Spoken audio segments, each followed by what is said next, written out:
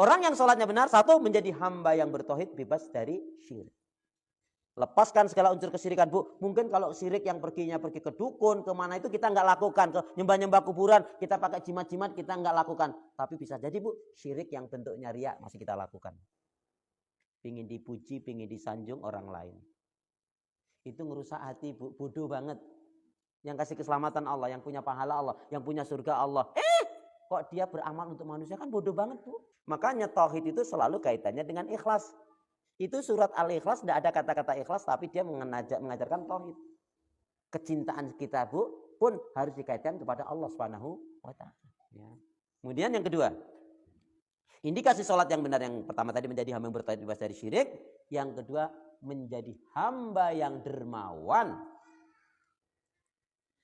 Menjadi hamba yang dermawan, bebas dari sifat kikir, bakhil, pelit, medit, korat, kedengkut, sampilik kariang. Bu, lihat dulu. Nomor 1 dan nomor 2 menjadi hamba bertauhid bebas dari syirik ada sebetulnya ini ada di dalam surat Hud 87. Wahai Su'aib, apakah agamamu yang menyuruhmu agar kami meninggalkan apa yang disembah oleh nenek moyang kami, atau melarang kami mengelola harta kami menurut cara yang kami kehendaki?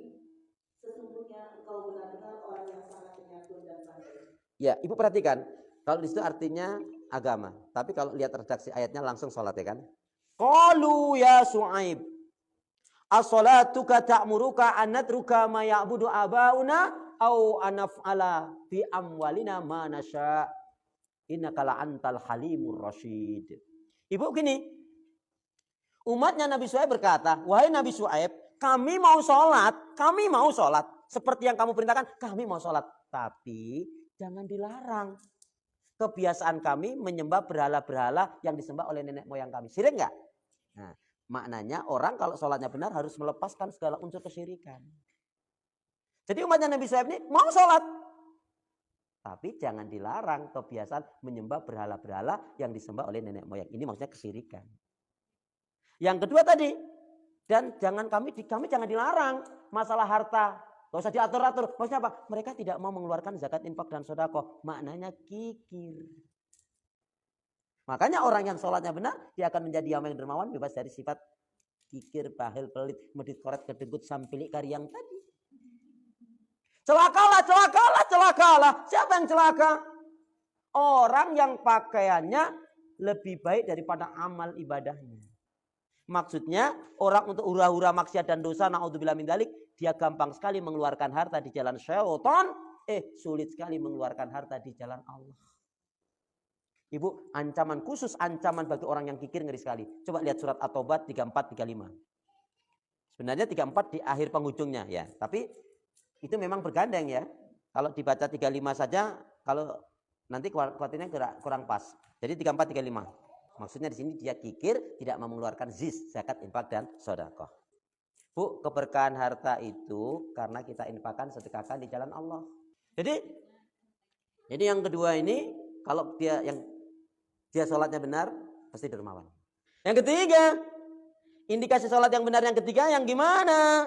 Aqimi sholat, inna sholata. Berarti apa yang ketiga? Dapat mencegah perbuatan keji dan mungkar. Coba lihat surat Al-Ankabut ayat 45. Sudah jelas, sholat yang benar dapat mencegah perbuatan keji dan mungkar. Jadi mestinya nggak boleh STMJ itu. Ada kan yang STMJ?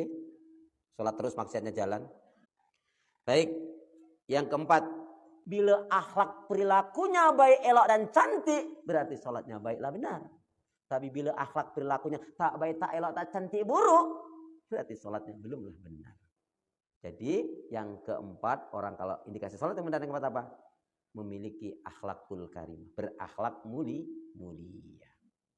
Kenapa? Karena dalam sholat ini semuanya kita menyebut paling banyak ibadah, penyebutan semuanya kepada Allah kan.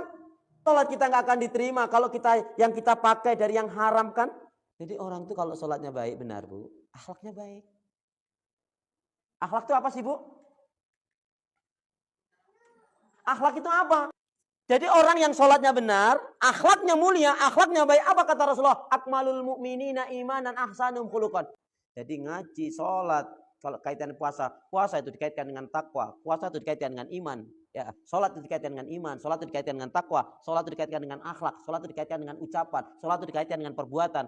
Sholat itu juga dikaitkan dengan kehidupan. Sholat itu juga dikaitkan dengan ketakwaannya dia kepada Allah. Makanya orang yang sholatnya benar, akhlaknya mesti baik. Indikasi yang kelima. Ya. Apa yang kelima? Kalau orang itu sholatnya benar apa? Ini yang banyak jarang dibahas. Dan sebenarnya di poin yang kelima ini pun banyak yang menyebabkan masuk neraka.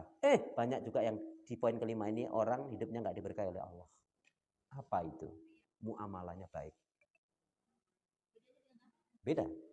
Kalau akhlak ini, kalau muamalah nanti kan kaitannya bisa dengan janji, dengan utang piutang, dengan bisnis, ya, dengan kepercayaan, ya. Jelas di dalam akhlak itu ada unsur muamalahnya. Tapi kenapa dipisahkan? Karena masalah muamalah kadang-kadang kita ngerti, rajin ngaji bu, giliran kalau ngutang ya Allah bu, rajin tapi nggak mau bayar. Itu kan muamalahnya jelek. Diberi kepercayaan nggak amanah, ya kan? Iya. Jadi hablum minannasnya nggak baik. Muamalahnya nggak baik. Ada nggak bu yang kayak gitu bu? Mana? Termasuk orang muamalahnya buruk itu, di antara muamalah dengan akhlak itu kan malu kan. Orang yang akhlaknya baik pasti rasa malunya tinggi. Orang yang muamalahnya bagus juga memiliki rasa malu. Misalkan dia punya hutang, belum bisa bayar, dia beritahu. Enggak melupakan pulang atau ditagih, ya.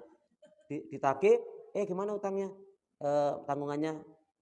Coba deh dianu lagi, bukti saya ngutang. Ya Allah coba. Nah, kalau kita pas lupa gimana itu? Kan ini muamalahnya nggak baik ini. Ya.